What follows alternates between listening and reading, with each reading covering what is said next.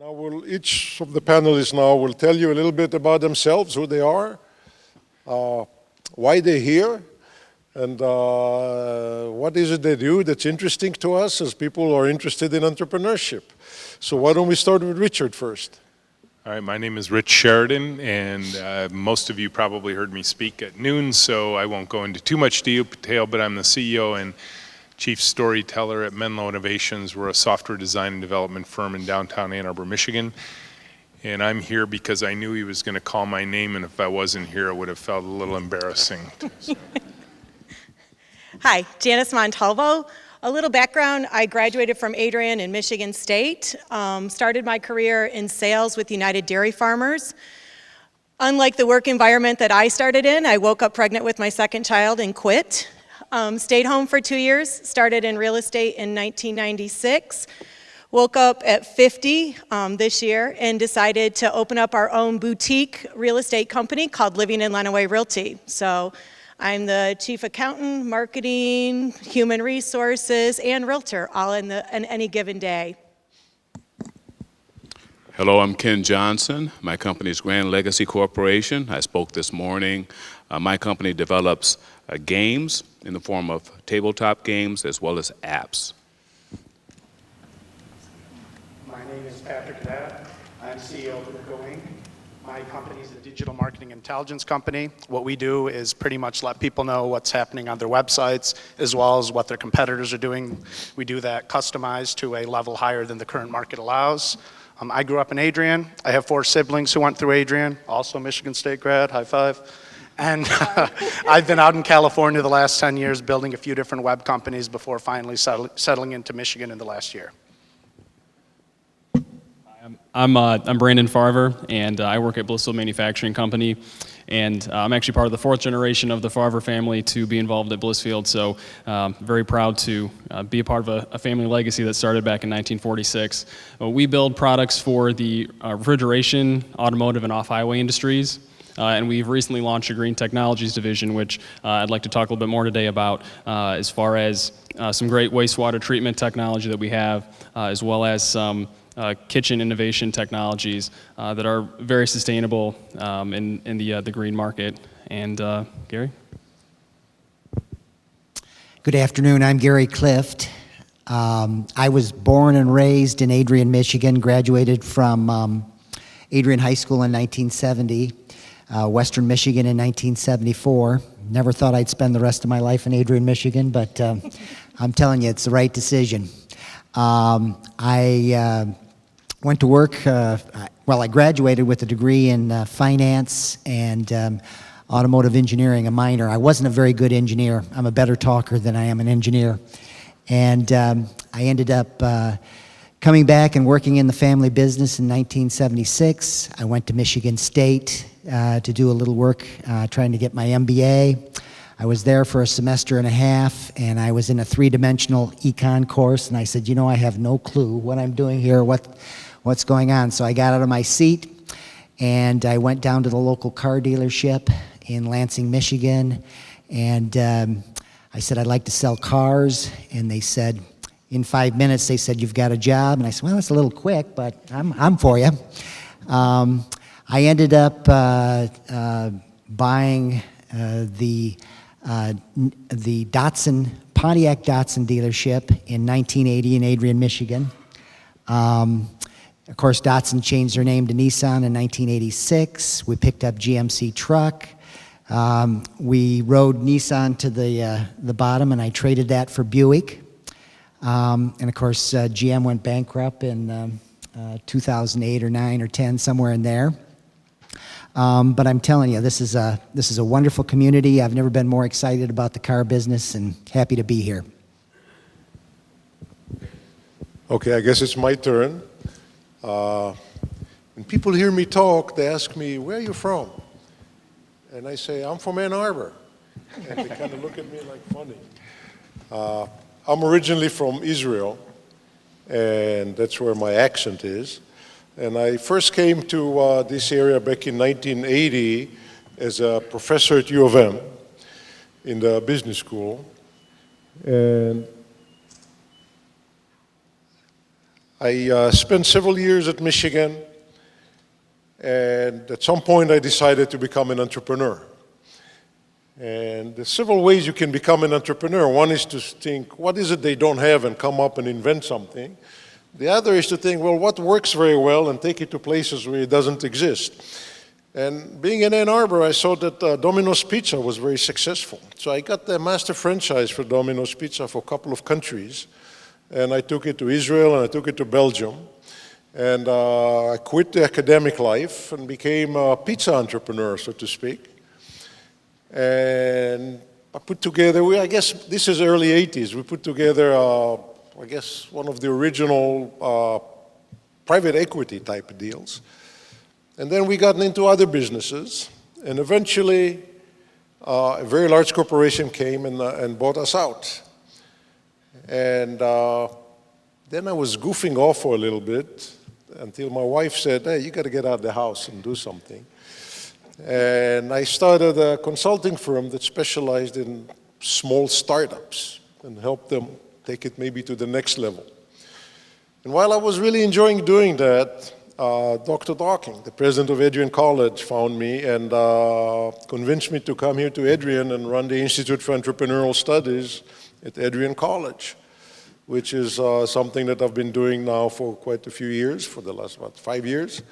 And I'm having a great time doing it and trying to teach our students to think like entrepreneurs and have an entrepreneurial attitude and maybe get them to launch entrepreneurial ventures, although only, I think, 6% of the population is tempted to become entrepreneurs, and we can discuss that a little bit more as to why more people are not becoming entrepreneurs.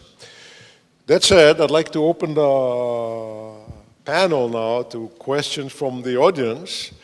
And there's somebody with the microphone that's going to... Okay, so if you have a question, just come. Okay, I got to move from the light. Come to the microphone here and ask the question. See, Ann has got a question, but I have a question that I'll get to, so...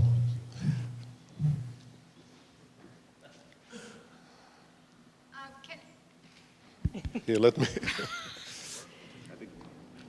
Am I not tall enough? There we go. Yeah. Okay. All of you are entrepreneurs. Can anybody be an entrepreneur? Odette just said that, only 6% of the people take on the challenge of being entrepreneurial. So and do you think anybody can do it? Or are there specific characteristics that a person needs to have to be a successful entrepreneur? Gary. Well, I think you've got to have the heart and desire to do something like that. It's very high risk. And I know my dream as I was growing up as a kid was always to be a car dealer. I had it in my mind I wanted to be a car dealer. And I can't say that me going and buying a dealership, even though the dealership only had 13 employees, I know I came home that, the dealership, I had inherited some family money. My brother and sister helped me get into the business. This dealership was so small here in Adrian, Michigan. It had been run by Milt Wagner for many years, and then it was bought by Gene Stevens, and he had it for a year and a half, and I was in Kiwanis with Gene, and I said, I'm going to go find out how I get to be a car dealer. Gene and I talked for about an hour, and he says, how'd you like to buy this place? And I said, you know what, maybe I should. And my tuition costs were very high. I thought I knew everything there was to know about running a car dealership. I thought, this is America, I'm living the dream. I'm going to be somebody. I'm just going to buy this dealership and take off. And believe me, I would have been light years ahead if I would have gone to work for somebody for 10, 15 years, learned the business, and then gone and bought it. But oh no, I owned the dealership, so I made the mistakes, and I think you have to have a stomach for being an entrepreneur, because every night I'd go to bed, wondering if I was going to be able to meet payroll at the end of the week, or wondering if I was going to get enough cars, or wondering this and wondering that. And I know, I can remember in 1981, I got turned down for an SBA loan. You know, I just didn't have the cash flow. I was hurting. We were floating checks. You know, I was doing anything I could to survive. And I went into the bank to do a little banking, and somebody says, Gary Cliff, Gary Cliff. And I thought, oh my gosh, we're bouncing checks. He says, oh, I'd like to buy a Firebird, you know. And I thought, oh, Firebird, yeah, we can do that. But I think I think you really need to think through whether that is the best approach to doing what you want to do. Yeah, I mean, I think I can second what Gary says in terms of really trying to think through the process. I'm obviously not as far along in the game and have as much experience as Gary and some of the other panelists, but I do know that trying to be an entrepreneur or getting into a business, especially a family business, it's not for the faint of heart. And you know, if you're going to do it, you've got to be in it to win it, and you've got to stay committed. You know, you have to accept failure, and you have to be able to overcome that and face a lot of no's. You know, I know that anybody who is an entrepreneur or who has been there has had somebody tell them no numerous times in order to get to that final yes or that big break. So I think really it's just finding what opportunities you can leverage, but also being able to move forward positively if you do face those major setbacks, because, you know, if you want to get there and excel, you've got to be tough, and you've got to have definitely a strong heart and wear some armor to move forward. So I think the two most important traits for a successful entrepreneur are fearlessness and determination. I think the number one thing that I've learned through talking to who I've spoke to, I have a few mentors in my industry, is you can spend a year mapping out a perfect plan, say it's going to take 3 months, I'm going to do this, this, this. You're wrong. It's going to blow up. You're going to go sideways. You really have to be able to stomach and deal with things not working out the way you had them mapped out. And I think from all entrepreneurs I've talked to, that's by far the most important asset, is to realize you're going to have to struggle, you're going to have to fight, you're going to have to deal with a lot of naysayers, and in the end you're just going to have to deal with it and say, I can make it through this. I don't care if it took 6 months instead of 3, I can win in the end. So. Well, I think anyone can be an entrepreneur that really wants to be one. The real question is how strong is that desire? Because there will be many obstacles and hurdles, as we've mentioned, and the desire has to be strong enough to help you to overcome those obstacles and get over those hurdles. And so that's the real question. Most people don't really want to be an entrepreneur, so they punch a clock somewhere. Those that say they want to often don't want to strong enough, bad enough to weather the storms. And those that have the ability to do that go on to be successful. In my view, as I mentioned earlier, all success or failure comes from thoughts, the way you think. You have to think through every issue and problem and come up with a resolution. And so if your desire is strong enough, you have the determination, you can be successful. You may have a failure here or a failure there, but you go forward. As I mentioned earlier, my first game failed badly. Some people would have said, okay, I'm not going to do this anymore, I'm going to go take another path. Or they wouldn't have gone back to that same buyer at Kmart to try to get him to take another chance. But in my view, I believed so strongly and had the determination that I went back and tried again. And that second time around, I was successful. I've had others after that that weren't successful, not to the same extent anyway. So again, having the strong desire, the determination, the focus on your goals is what makes you successful as an entrepreneur. Anyone can do that with those virtues, those qualities. If you don't have that, it's not going to work. I truly believe it's taking a leap of faith. I graduated from state with an agricultural engineering degree and was convinced I was going to come back to the farm and tell my dad how to run it. If anybody knows Marvin Farms, you know Jimmy's still there, Dad's still there, and Janice is off the farm. So starting in real estate is, you know, it was an opportunity to do something that was different for me. And I did a lot of soul searching before we opened up what's called a boutique office. We asked a lot of friends. It's scary as heck because even though you have a good database and you have a good rapport and you have a good reputation, it's that question if you can compete on levels that you've never competed before as an independent. There's a lot of sleepless nights. I always say my clients sleep while I'm up at 3 a.m., but I'm 50, so I just wake up at 3 a.m. But I do think, you know, it's a good business plan. It's a lot of really good personal goals, and it truly is, for me, it's surrounding me with people who empower me. So on a day that I didn't get the listing or something didn't go right, I have a great family who supports me, and I can call up my girlfriends, and some of them are in the audience, and just say, I've had a bad day, and kind of, you know, you kind of support each other to make it through the rough times.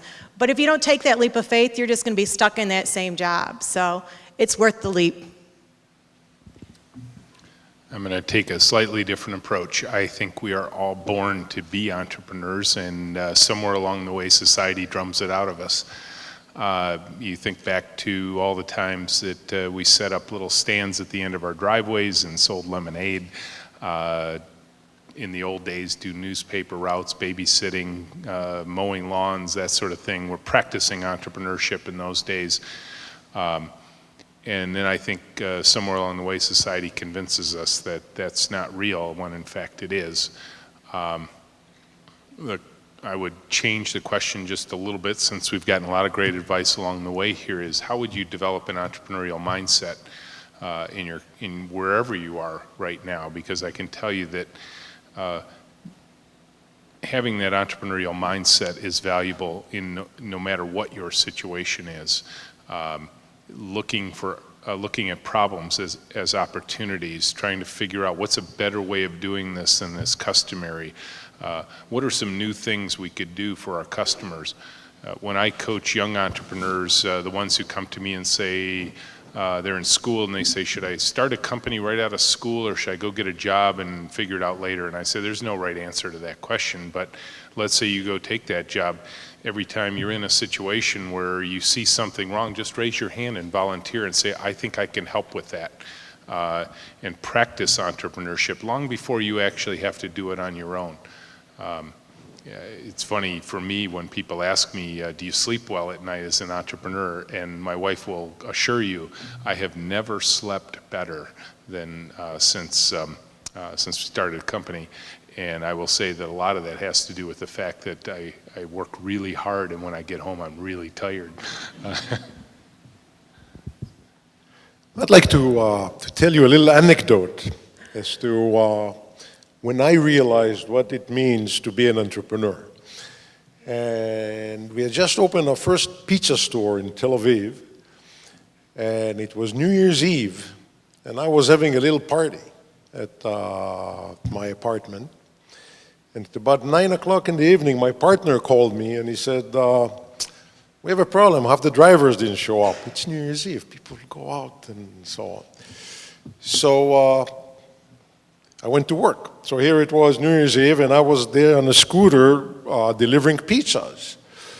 So that was okay, kind of fun. Of course, I didn't show up for my own party. But then after we finished the night, in a pizza store, you have to prepare the dough balls for the next day. So it's 2 a.m., and we're sitting there in the back of the store making dough balls, me and my partner. They're the only one left doing dough balls. Everybody else is partying out there New Year's Eve, and we're making dough balls covered with flour. And I said to him, well, I guess that's what it means to be an entrepreneur. Right? You sit on the floor covered with flour making dough balls. And that goes back to what I think Ken alluded a little bit, that people don't set out to be entrepreneurs, they don't, or if they do, they don't really know what they're getting themselves into. Now, one thing, and I think that pertains to that, if you look at kids, kids are very creative. They like to paint and to dance and to write and to sing and so on. But once they go into school, I mean in the generic sense, the educators and so on, we start to tell them, don't do it that way, do it that way. And we start to tell them how to sing and how to write and how to dance and how to do everything. And we start a lifetime of channeling them, and they realize they have to meet certain expectation and do things in certain ways and so on and so forth. I think when you look at most entrepreneurs, they are the ones who didn't quite conform to this system of doing things in certain ways and retain some of this independence and creativity and the ability to look at things from a different angle and find different solutions and so on. So I think to some extent our challenge now, at least I see it from an educator viewpoint, is how to get people not to think in a formal way they were trained to do, but how to think differently and to try to be creative and look at other ways of doing stuff and so on. And this is maybe something that you guys want to address is, do you find that most people just like to do things in certain ways and are not open to new ways? I always joke that at this stage of my life, after 14 years of having my own business, I am completely unemployable because I wouldn't listen to anybody who was trying to tell me how to do things, because you do become creative. You look at every situation you're in and say, what are the alternatives? You know, those who saw my presentation realize we take a very different approach to what we do to create a very different result for what we're trying to accomplish in the world. And I've had, you know, I think that's part of entrepreneurship is you have to both be open to listening to lots of things, but also as you listen and you hear and you process, you have to use your head, your heart, your stomach, and decide, am I going to listen at this time or am I not going to listen? And I think that it's probably a sense that you have to develop over time and keep refining to see what kind of advice from the outside world, because I can tell you, I'm sure every entrepreneur at the table here has gotten plenty of advice from people who have no stake in the game they're trying to play. I would agree, especially in my line of work. I mean, there are 300 realtors in Lenawee County, and you can hire anyone. So I think, you know, doing it differently, we've had the opportunity to work for several different brokers over the year, which has given us a little bit of insight. We've done coaching programs out of Texas, which give us a little bit of insight, and then you just kind of make your own personality, your own business, your own company. And so we don't do anything like anyone else. So I'm not going to go into somebody and say I do the same thing. I do it better. I mean, it's part of that belief in yourself that you're going to succeed too. So I don't think there's definitely not. I think you just got to do it. What I find is when I approach our staff and I say, what about doing it this way and what about doing it that way? A lot of people tend to, you're not pleased with the way I'm doing it? Is there a problem? Is there something I should be doing different? Well, how come you're never happy? How come you want, so I've been working on this problem a lot lately, and I find that we lost our service manager about 3 weeks ago. And I sat down with every one of our technicians, and I started doing it. I said, I'm going to meet with a person a day. I'm going to meet first thing in the morning, at noon, or I'm going to meet with somebody after work, whatever's more convenient with you. I have no agenda. I want you just to talk to me and tell me what you see and what you feel and what's good and what's bad, and all I'm trying to do is learn from you, and if I can help, if there's anything I can do. And gosh, I wish I would have started this program a long time ago, because I've learned a lot, really a lot. I've started a list of my continuous program. It's only my list. I don't put it on anybody else, because they say, whoa, you got all these ideas. Why are you, you're overwhelming me. I say, well, I don't want to overwhelm anybody. I don't want you to get worried about it. It's nothing's happened, but you know what? I do have a desire to, I like the art of being a business person. I like the art of being an employer. I like the art of being a car dealer. And if we can figure out a way to improve upon the process or making something different, that's what I'm looking for. So I haven't completely perfected this process, but we're working hard at it, and I think we're making some progress. Yeah, I just want to add to that. And I think thinking outside of the box, as you mentioned, people kind of, get put into specific areas or pathways or are kind of guided. I came from a more creative background. I don't have a background in business or manufacturing. I was actually in broadcast television for about 4 years before I made the transition to come to Blissfield. So for me, it was always kind of the design and the marketing and those sorts of things. And so bringing that perspective, it's kind of bringing a creative viewpoint to manufacturing and the way that the company was run. And as you can imagine, manufacturing is a very consistent process. There's really no break in tradition. Everything is pretty much done the same way. But for us as a company to move forward, we kind of have to break from that and be more creative in our thought process, and to move forward and to work with the new products we have. The idea for some of our employees to say, well, we're not making oil coolers or we're not making refrigeration units. I mean, what are we doing? But in that, we're able to creatively approach a different market, but still maintain the same core competencies of manufacturing just for a different product. So, for us, we have kind of thought outside of the box a little bit. And, for a company that's 68 years old, it's, maybe hard to do that sometimes, but it's nice to kind of be able to look at that and say, okay, we can still think outside the box and kind of pull from some of those young and creative thought processes and things that maybe others, wouldn't look at.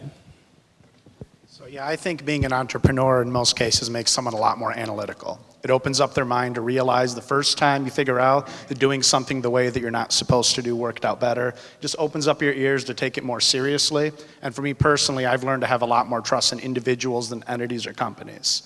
In the tech space, I've learned a lot of cases where we've had larger companies give some kind of advice, and I happen to denote one person working for them who I agree with, who's shown himself off once to me, and I take his advice unequivocally, and I ignore what's on the top level, what his bosses are saying, and that's a strategy that's worked successfully for myself. I want to tell actually a funny story about this. We talk about the general aversion to change. It kind of blows me away. I was at a client last week in Chicago. It was a client, we were doing website, advertising work, et cetera for him. We're wrapping up, taking a look at just his general operations, and I see someone coming in to change his aquarium. Someone comes in, they change his aquarium, whatever. It's a couple-hour process. I don't know a thing about this industry. Afterwards, I just ask out of curiosity, how often does he come? How much is it? The answer I got kind of blew me away. 10 minutes later, I Google, aquarium, rates, et cetera. I call 2 guys for him. I say, I found a vendor for you that's 300% cheaper that says you're overdoing this, et cetera.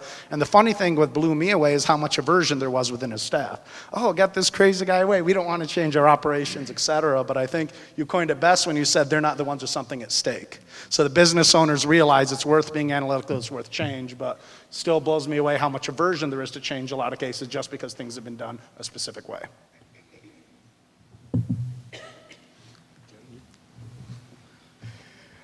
I started my business at such a young age. I didn't know what I didn't know.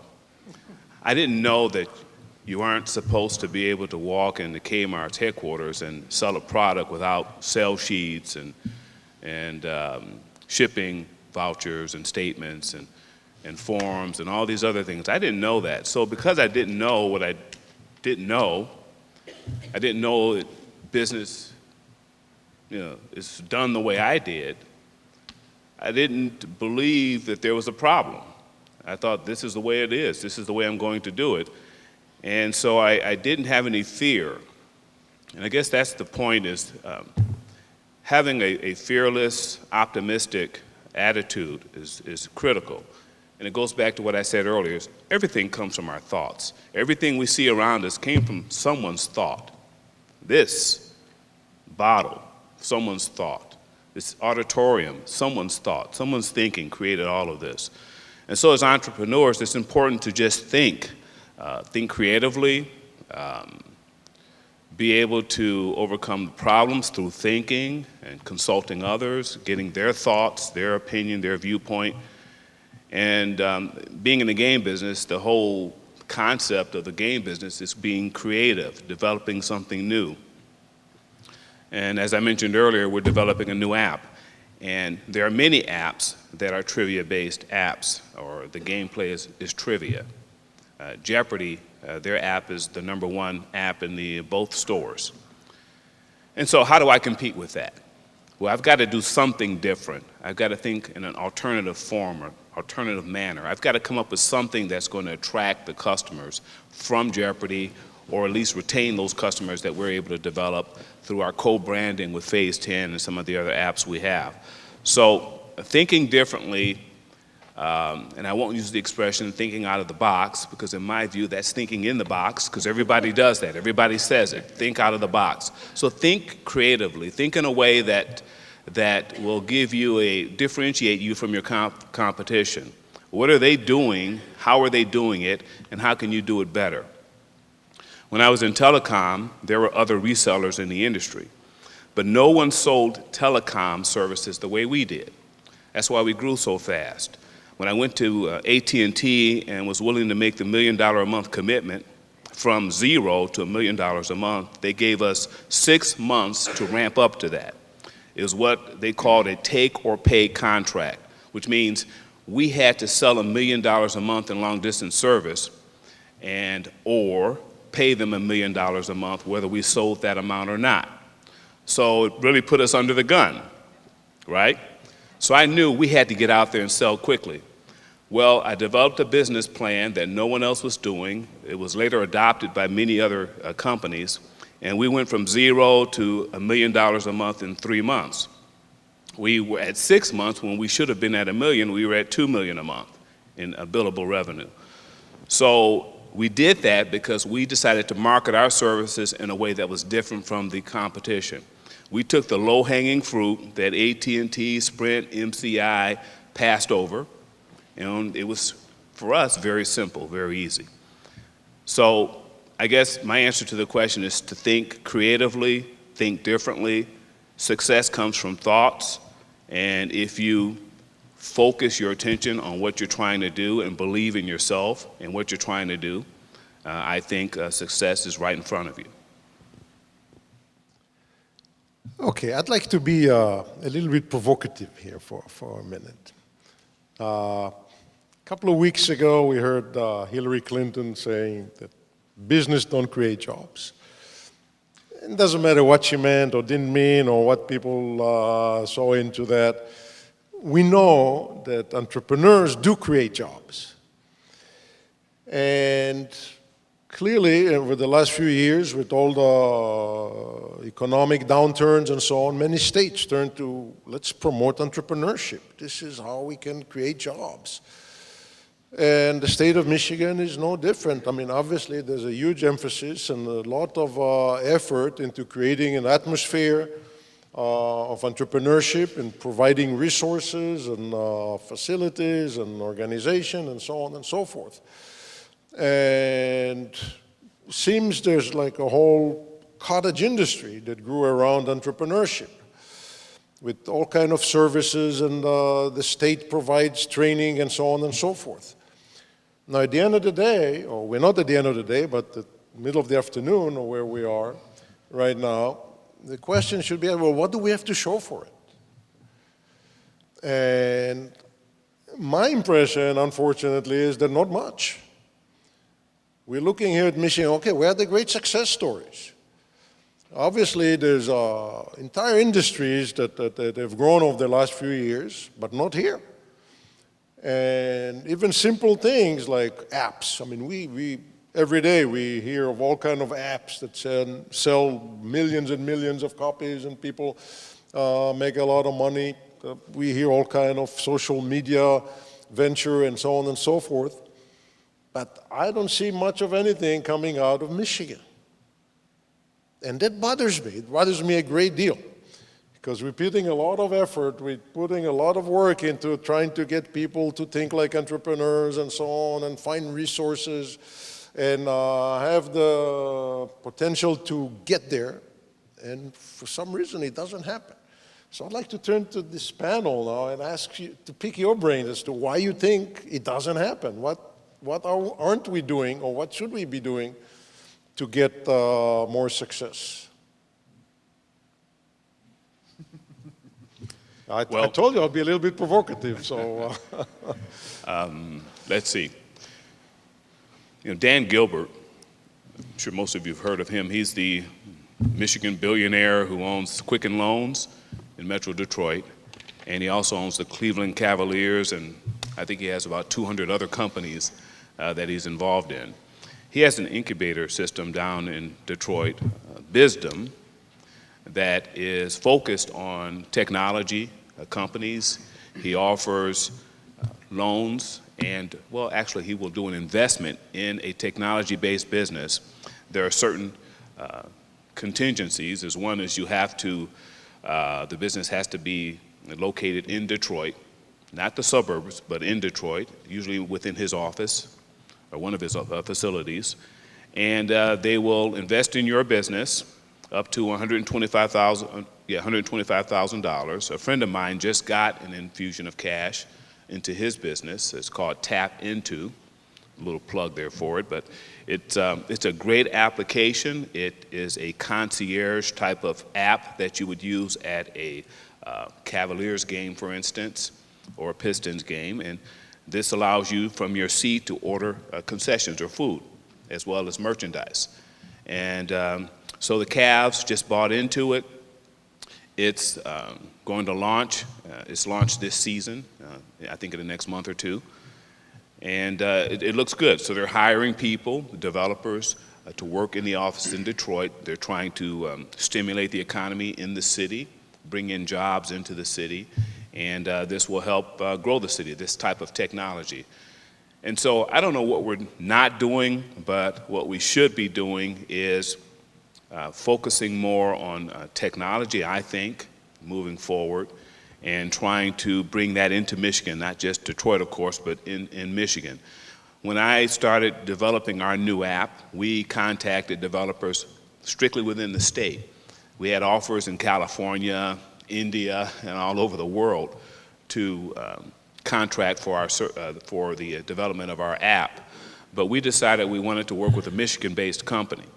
So after much effort, we found one right in the city of Detroit. We were talking to one in Lansing as well as Grand Rapids and settled on the one in Detroit because, again, of the proximity to our business. So yeah, there's growth. I think there will be more drive toward technology-based businesses in Michigan. You know, Richard's business is obviously technology-based, and it's right here in Michigan. I think we'll see more of that as time goes by because we have to move forward with the times, and there's a lot of business in that area. Manufacturing has been great. I'm actually buying a manufacturing company that's located in Chicago, and we're going to move it here to Michigan. So we're trying to bring more manufacturing here as well.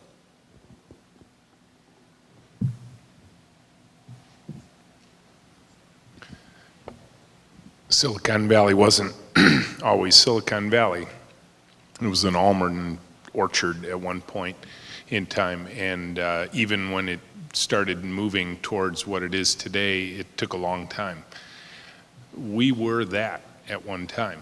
This town was part of that network. Southeast Michigan was viewed as the Paris of the West, and I think one of the biggest challenges we have in our area is we got successful and everything became about getting a job rather than starting a business. And quite frankly, I spent a lot of time out in Silicon Valley, and I want to distinguish between Silicon Valley and San Francisco. Silicon Valley looks a lot like Detroit did, probably circa 1950. There's a lot of hubris out there. There's a lot of belief that they can do no wrong. There's a lot of belief that things will never end. Well, I can tell you that's what Detroit looked like in 1950 and probably through a lot of the 60s. One thing we've learned here that I think is a very important lesson is the largest industrial corporation on the planet is gone. It went out of business. General Motors does not exist anymore. It's a bunch of empty buildings. They sold their logo and transferred some assets to a new company. And so we're confused, and we think maybe General Motors does still exist, but it's a new company. It's a different company.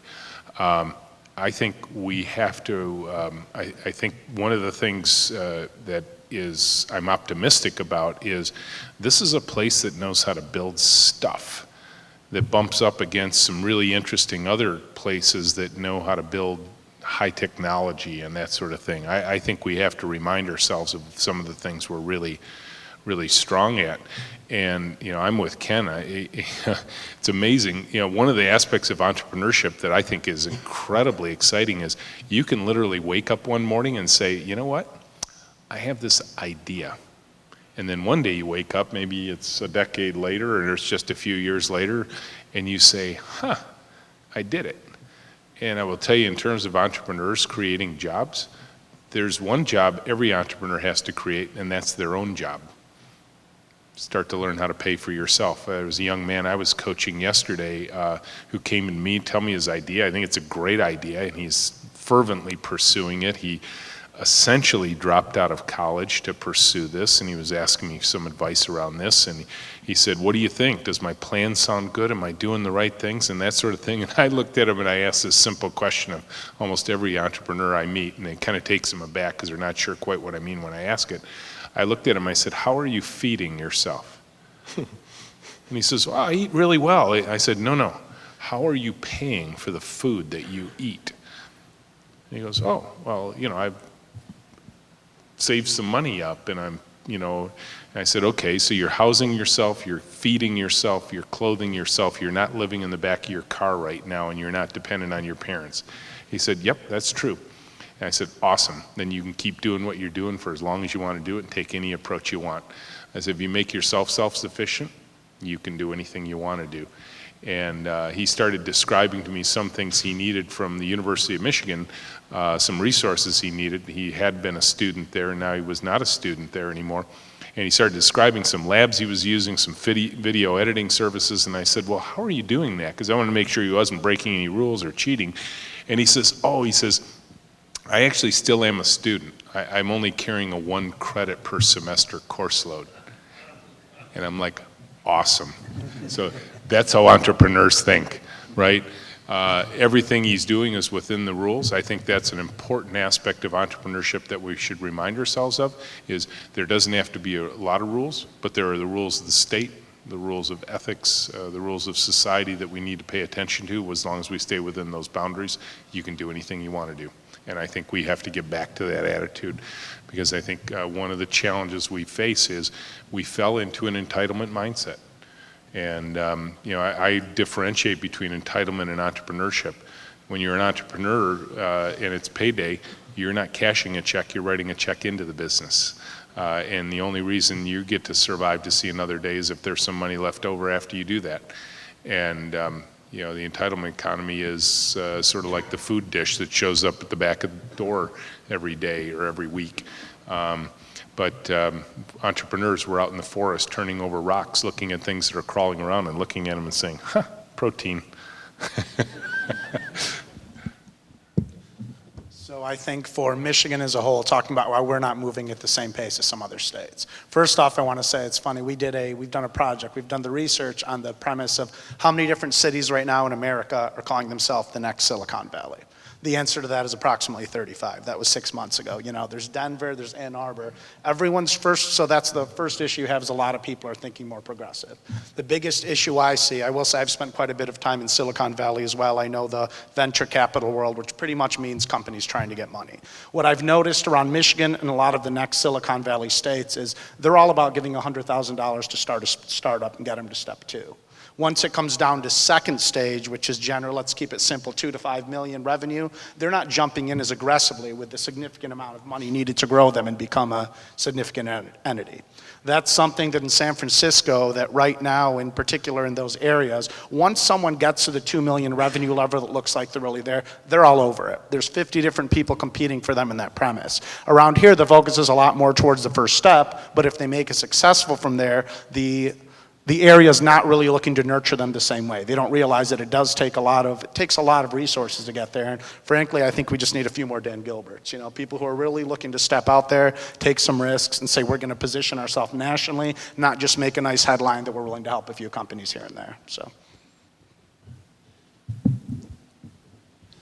Well, a couple of, I guess it was a month or two ago, we went to Columbus, Ohio, as a part of a group of people that are thinking about the revitalization of downtown Adrian, Michigan. And we went and visited a market area of retail shops. And these retail shops had like 400 or 500 square feet. They were only signing one-year leases.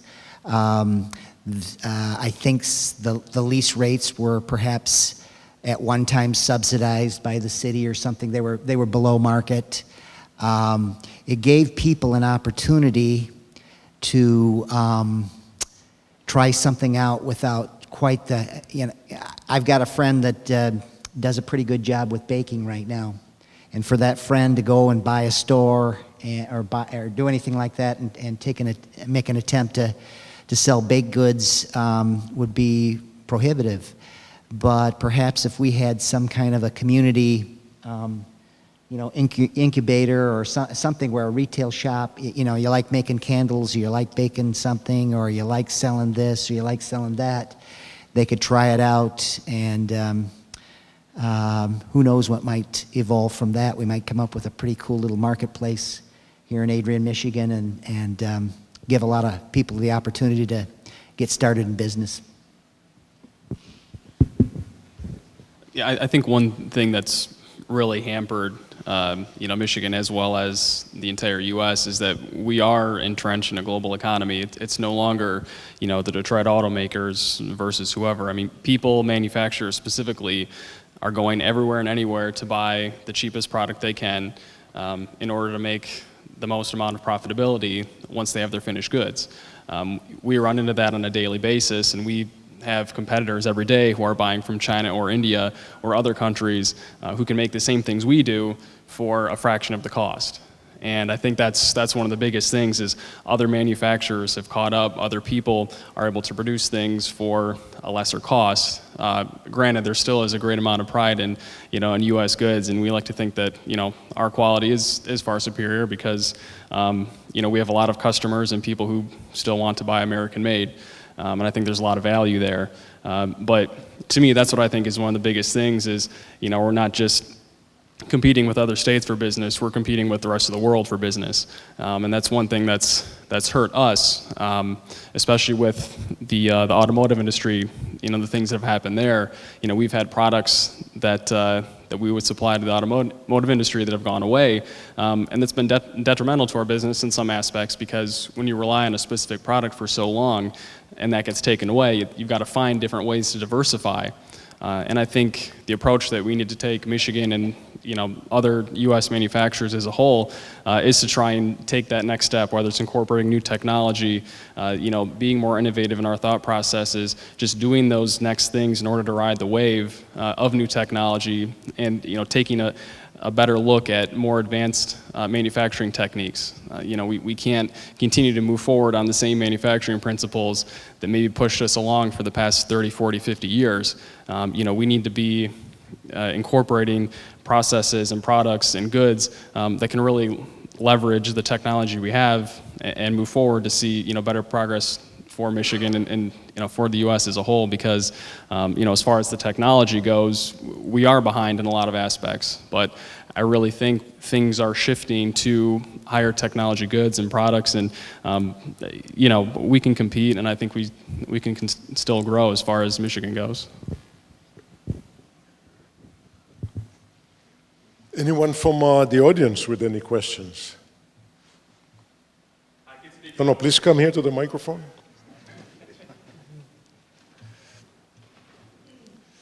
My name is Michael Flowers. I'm an Adrian College student. I'm currently working at the Adrian Innovation Center. How much is education worthy? I mean, I'm trying to be as creative as possible, and I feel that the higher education is actually holding me back with the amount of classes and involvement that I have. Going off of you, Richard, saying that person was only taking one credit, and I definitely am trying to do that. I've lowered my amount of credits to push forth my business plan and really getting it going. But I guess what can you say is, like, I'm hearing all these successful stories, and people are quitting education. How important is it, and should I stick with it, or should I pursue my actual career, my dreams that I want to do? There is no right answer. Sorry. There just isn't. There's your answer. And, I will say that there probably aren't many entrepreneurs who don't actually find out that it was true what we heard all along. Do what you love and the money will follow. And there's sort of a few other elements along the way, like patience, persistence, incredible hard work, determination, willingness to bounce back after you get knocked down, all the things that happen to entrepreneurs. But quite frankly, I think if you talk to all of us, we thrive on that stuff. It's not I think entrepreneurs are confusing a lot, because a lot of the world thinks of us as risk takers. We're just not afraid of risk. We don't enjoy it. We don't rush towards risk just because for risk's sake. What we do is we look risk in the eye and say, I will defeat you. And we just aren't afraid of it. And so I would say, my guess is, again, I'll ask you the same question I would ask the young man I talked to yesterday. If you're going to leave school to pursue your dream, how are you going to feed yourself? Who's depending on you? Is this an opportunity of a lifetime to get your education now versus sometime later? I can tell you that I always knew I was going to be an entrepreneur from when I was a little kid. And so when I got a job as a programmer when I was in high school, I got a job as a programmer before I could drive around 1973. I was working at the Macomb Intermediate School District as a programmer, and I thought, this is a really cool job. I'm learning a lot. And I had already been accepted to the University of Michigan, and I told my parents, I'm not going. Not ever, not that I was never going to go, but I'm not going right now. And I delayed my entry into Michigan by 3.5 years while I collected a lot of experience and a lot of information. And by the time I went to Michigan to get my degrees, I had already gotten a few credit hours at night at a community college. So I went in as a midterm sophomore, and I completed my degree faster than my peers, and the degree was actually more meaningful to me at the time because I had some practical real-world experience. I think the trap we fall into, and maybe this even goes a little bit back to your original question of why are we going so slow, or what are we doing wrong, or what else can we do, is we think there's only one way to do things. We think there's like a model that we should all follow, and there just isn't. There is no one way to do things. Every one of our stories, if we looked into how we started, how we grew, what we did, they're as unique as anything you can find. There was no standard. Heck, I didn't have a business plan when we started Menlo. We've never had a business plan, but we have a successful business. We thought about what we wanted to do and why we wanted to do it the way we did it. But we didn't stop and write a 200-page document. We didn't need to. There was nobody we were trying to convince to give us money other than our wives. And when I lost my job, I went home and I told my wife, I said, honey, I lost my job today. And she's like, you're unemployed? I said, no, I'm an entrepreneur now. It's a great story, and it took her 6 months to figure out that the bank account was plummeting at the time. And then we were making money, and I started putting money back in, and she worried less. And 10 years in, she finally looked at me, she said, I always knew this was going to work out. It's true that many successful entrepreneurs did not graduate from college or did not even attend college, but the reverse is not true. That if you didn't go to college means you're going to be a successful entrepreneur. There's no relationship here. So, there's stories that will justify one and stories justify the other. I was in France a while ago, and I had a conversation with the CEO of a French company, and he was telling me how fantastic the engineering schools in France were. They were producing the best engineers in the world, and they're so good in engineering. Their engineers far superior to the American engineers. I looked at him and I kind of laughed, and I said, Dad, that may be. But look at GPS, cellular phone, Wi-Fi, laptop, iPads, and go on and on and on and on. What came out of France? Nothing. Everything came out of the US, where our engineer may be second class compared to yours, but we have a system that allowed people to create and produce successful products at ventures and so on and so forth. So I see where you're coming on your question, but there's no answer to it. don't know if anybody wants to I add. would just say allocate your time more efficiently. A lot of college students feel like they have no free time, et cetera, too busy playing FIFA and, chatting with their friends, et cetera. I mean, I just don't think you have to shut down a dream with dropping out of school in every instance. If you have a goal you're looking to achieve, and let's say you had on a map full-time, it would take you a year, spend 4 years keeping school if you're not sure about it. It's definitely gonna, I think enough, I've spoke to enough people where you can stay in school. It's not an absolute answer. It's not a one or the other. I go 100% one way or the other. You can just use common sense and keep a strict schedule, and as long as you allocate that 4, 6, 8, 10 hours a week on your dream, I mean, you can follow it and then understand maybe if the passion still burns as hard after a few months. So You may or may not choose to stay in school, but you should never choose to stop being a student and stop learning. That brings the, oh, you have one? Okay, time for one more question. Go ahead, because we kind of out of time here.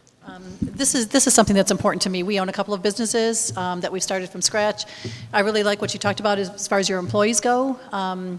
So I guess I'm curious about the employee aspect of it and how you choose those people to make that good team. So for example, going down to the MGM in Detroit, to me, they're doing something when they hire people in that is awesome. I don't care if it's the person sweeping the floor or the person opening the door, or the person in the restaurant. They are all on board with what they want good customer service to be. And I feel like that is a detriment to some businesses. They don't take that to heart, and I think that's really important. So I'm just curious if you have a comment on that. I think there are many broken things in typical businesses, and I think the hiring practices may be one of the most broken. And I will say that in my old managerial life, I used to do the standard interview process of people, which was 2 of us sitting across the table lying to each other for 2 hours.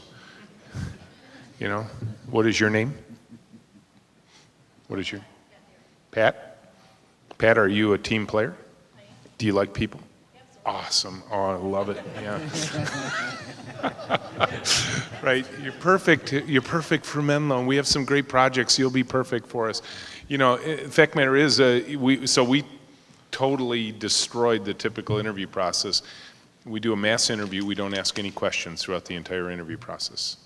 What we do, because we're looking for good kindergarten skills, we look for a culture match first, is we pair you with another candidate during the interview for 20 minutes, and we watch you work together on a single task together, because that's how we work. We simulate our work environment during the interview. We don't care about your resume, we don't care where you went to school, we don't care about your skills, until we validated for us that it looks like you fit our culture. So we start teaching our culture the moment of the interview, and I think that's how you get a consistency.